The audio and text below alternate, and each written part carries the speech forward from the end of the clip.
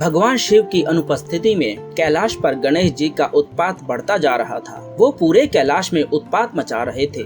माँ पार्वती ध्यान में लीन थी, लेकिन गणेश जी बार बार उछल कूद कर रहे थे, जिससे माँ पार्वती को उन पर खूब क्रोध आता है। यह क्या है गणेश? मैंने तुमसे कहा था ना कि मुझे ध्यान करना है, लेकिन तुम फिर नाचने लगे। तुम्हारे नाचने से मेरे ध्यान में विघ्न हो रहा है। हम सही से ध्यान नहीं लगा पा रहे। कृपया कुछ देर के लिए आप शांत रहें। माँ, मुझे अभी नृत्य करने का मन हो रहा है। आप भी मेरे साथ नृत्य करिए ना माँ। अभी नहीं पुत्र, अभी तुम्हारे पिताजी और भ्राता कार्तिकेय असुरों से युद्ध करने गए हैं और संसार का कार्यभार मुझे अकेले को संभालना है, इसलिए तुम मुझे ध्यान में मग्न होने दो। यह कहकर माँ पार्वती कैलाश पर ही एक दिव्य वृक्ष के नीचे बैठकर ध्यान करती हैं। इसी के साथ गणेश जी वेद पाठ करने लगते हैं। वो उन्हें बहुत मन लगाकर पढ़ते भी हैं और जोर जोर से उसके श्लोकों का उच्चारण भी करने लगते हैं। पुत्र गणेश, यह तुम इतनी जोर जोर से उच्चारण करके फिर से मेरा ध्यान भंग कर रहे हो। माँ, भ्राता कार्तिकेय भी पिता के साथ गए हैं और आप भी ध्यान में मग्न हैं और यूँ अकेले रहकर मेरा मन नहीं लग रहा। मैं कैलाश में बोर हो रहा हूँ। आप मेरे साथ आँख मिचोली खेलिए ना माता। नहीं पुत्र, मैं अभी तुम्हारे साथ नहीं खेल सकती। मुझे अभी संसार को संभालना है। माता पार्वती ध्यान में लीन हो जाती है।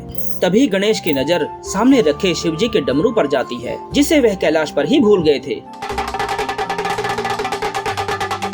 गणेश जी जोर जोर से डमरू बजाते हैं, जिससे देवी पार्वती की साधना भंग होने लगती है। ये गणेश मेरी बात क्यों नहीं सुनता? इसे बार बार समझा रही हूँ, लेकिन यह मेरी बात सुनने को तैयार ही नहीं है। तभी नंदी खुशी खुशी वहाँ आते हैं। माता, भगवान शिव और कार्तिकेय जिन असुरों से युद्ध करने गए थे, वो युद्ध वो जीत गए हैं और वह बहुत जल्द ही कैलाश पर पहुंचने वाले हैं। क्या? यह तो बहुत खुशी की बात है। उनके युद्ध जीतने की खुशी में मुझे अपने हाथों से उनके लिए उनकी मनपसंद के पकवान और मिष्ठान बनाकर तैयार करने होंगे। माँ पार्वती बड़ी मेहनत से व्यंजन बनाने लगती है। काफी देर तक मेहनत करने के बाद वह सारा भोजन बनाकर तैयार कर लेती हैं। फिर वह रसोई से बाहर चली जाती हैं, जिसके बाद भोजन की खुशबू से गणेश जी रसोई घर में आते हैं। रसोई में जाकर इतने सारे मिष्ठान और पकवान देखकर वो बहुत खुश होते हैं। इतने सारे पकवान, आज तो मजा ही आ जाएगा। हमसे तो अब और इंतजार नहीं होता। यह सोचकर वह सब कुछ तुरंत ही खाना शुरू कर देते हैं। उधर दूसरी ओर शिवजी और कार्तिकेय वहां आ जाते हैं। माता पार्वती उनके स्वागत में लग जाती हैं। आप आ गए स्वामी। आपके और कार्तिकेय के युद्ध में जीतने की खबर मिलने से मैं बहुत खुश हूँ। आप दोनों काफी थक गए होंगे ना? हाँ देवी, हम दोनों काफी थक गए हैं और हमें तेज भूख भी लगी है। हाँ माँ, मुझे भी बहुत जोरों की भूख लगी है और मैं आपके हाथ का खाने खाने के लिए बहुत उत्सुक हूँ। निश्चित तौर पर आपने मेरे लिए और कार्तिक के लिए भोजन तैयार कर दिया होगा। आपने बिल्कुल सही कहा स्वामी। मैंने आपके लिए कई तरह के पकवान बनाए हैं। इसके बाद माँ पार्वती रसोई में गई,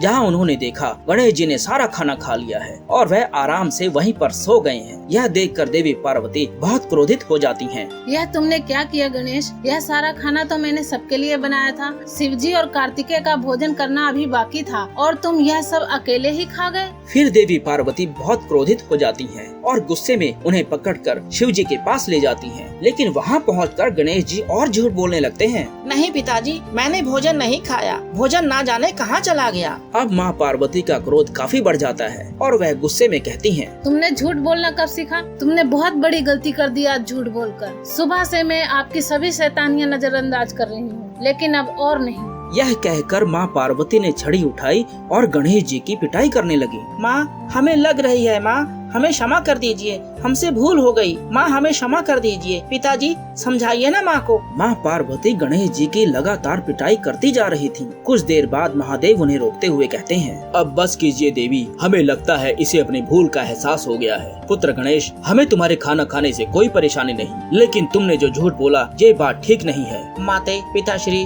हमें क्षमा कर दीजिए, हमसे भूल हो गई। आज के बाद मैं कभी झूठ नहीं बोलूंगा। भगवान शिव और माता पार्वती ने उन्हें माफ कर दिया। फिर माँ पार्वती ने सबके लिए भोजन तैयार किया और साथ में मोदक भी बनाए। सब ने मिलकर भोजन किया और असुरों पर जीत की खुशी मनाई। लेकिन इस घटना के बाद गणेश जी को एक सबक मिल गया। उन्होंने उस दिन के बाद कभी झूठ नहीं बोला।